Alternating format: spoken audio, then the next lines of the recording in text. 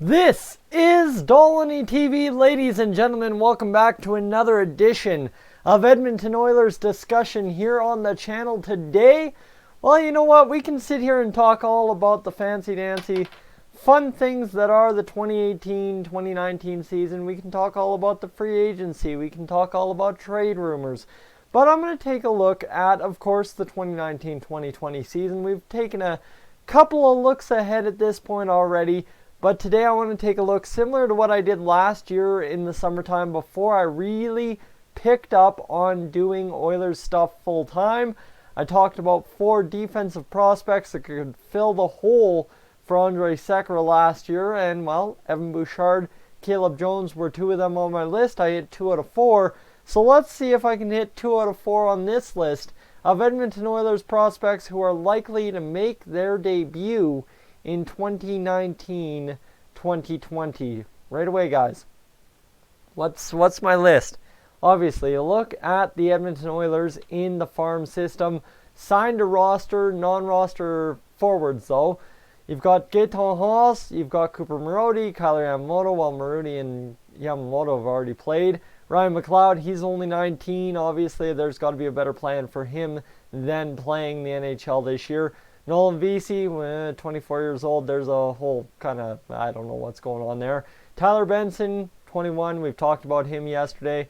Kirill Maximov, Ostap Safin, both young 20-year-old kids who should play in the AHL this year. Then you've got Cameron Hebig, who's 22. He's come a long way from where he started his career, that's for sure. Brad Malone, no. Joseph Gambardella, no. Patrick Russell, no. And Josh Curry, no. That's where we look at it from there. Philip Broberg, Sweden. Evan Bouchard, already played. Ryan Mantha, 23. Don't really know what the story is going to be there. Dmitry Samorukov, 20. Will start in the AHL most likely this year. Logan Day, possibly, but we won't touch on him. I think he's more of stabilizing the AHL, although we may be surprised. So make it 3 out of 5 or maybe 2 out of 5, however you want to look at it. William Lagesson, 23. There's a lot to get to. We'll get to him in a second. Caleb Jones, no. Ethan Bear, no. Keegan Lowe, no. And then you've got Shane Starrett, Dylan Wells, Stuart Skinner, and Olivier Rodrigue down there in the goaltending system. So, with that said, who do you get to first in this list of players that I'm talking about today? Let me see if I can figure it out in just a second here. There's my first name on the list. It is, if you can match these stats, I'll give you a cookie or something. Because this is a good challenge for you to know your Bakersfield Condors at this point. Started his career with the Saskatoon Blades, played a lot of games, got a lot of points, did very well, went over to the Regina Pats, went more than a point a game, and then in the Memorial Cup went more than a point a game the year prior to signing with the Edmonton Oilers and the Bakersfield Condors. 29 points in 64 games, 3 playoff games, nothing on the board there for Cameron Hebig. That's the first name I mentioned off the top, I believe. So right there, guys, an interesting player. I mean, he's, well, those are his stats. You can look those over. I'll get his cap-friendly numbers up here in a second. He's 22, signed his ELC at 20, 6'0", 183 pounds, so you imagine that'll probably be about 190 pounds by the time he makes it to camp this year. So Cameron Hebig, the reason I look at him this way is just based on his stats, based on how he played in Bakersfield this year. He may be that guy that kind of similar to what Patrick Russell did last year, right? Patrick Russell somehow finds his way into the lineup for a couple of games. That's essentially what I'm looking for Hebig is. When they look at guys who are gelling down there in the AHL, really doing dangerous things, when they take a look at who they can bring up without maybe breaking the mold 100%, maybe Cameron Hebig is that guy. Maybe he's not, but that's essentially that philosophy I'm taking when it comes to Cameron Hebig and the Edmonton Oilers for next year. Now you go over to my next guy on my list. You've already seen these stats. I don't need to reiterate them too much. I need to actually shrink them down. There goes my face disappearing from me here, so let me shrink that down a little bit.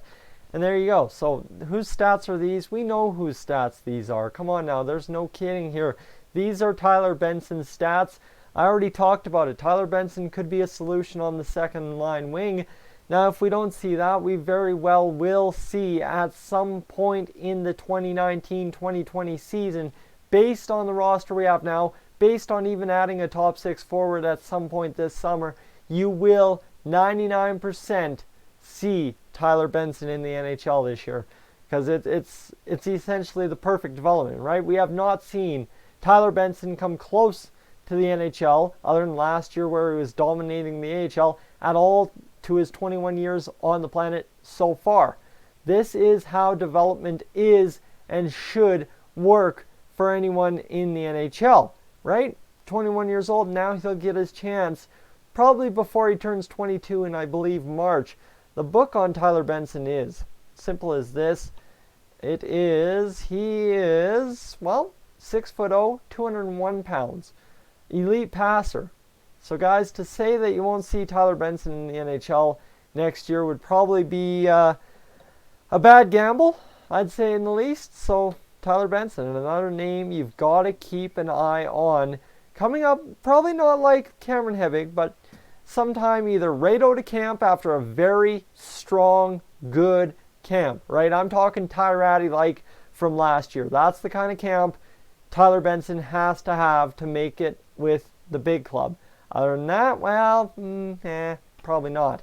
But at some point down the line, when it's essential to have a guy like Tyler Benson in the lineup, the Oilers should and hopefully will have Tyler Benson in the lineup at that time.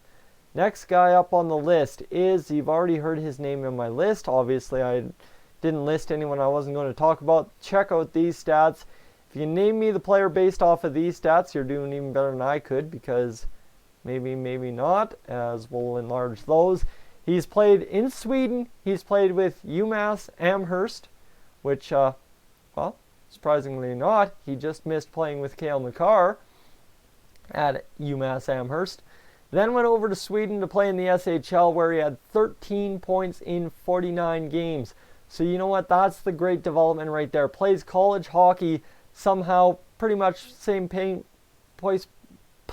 point per game pace as he did in the SHL the following year, and then comes to Bakersfield and absolutely lights it up. 27 points in 67 games on an absolutely unreal Bakersfield Condors team. 4 points, 10 games played in the playoffs, so another great debut there as well for a guy in William Legason, who, guys, if you're following, like I said, he's a little bit older, 23 I believe, and the reason he's getting some attention possibly for next year. Why would the Oilers want to bring up a guy who, I mean, by no means has spectacular stats throughout his young career?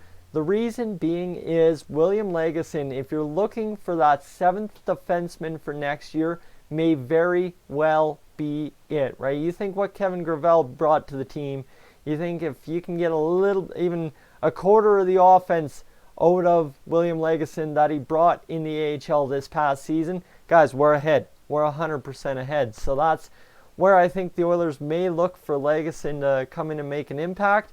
Now, of course, again, similar to Tyler Benson, that doesn't happen unless you have a very, very, very good camp, because the plan with Bouchard, who knows what that is. Obviously, he's probably going to force his way in a lineup with a very good camp. That just seems to be the way it goes. But then you've got Joel Persson. Are you really going to have Joel Persson at $1 million be your 7th defenseman? Like, what's the complete plan? That's going to be the question. That's the question the Oilers have to ask themselves at camp.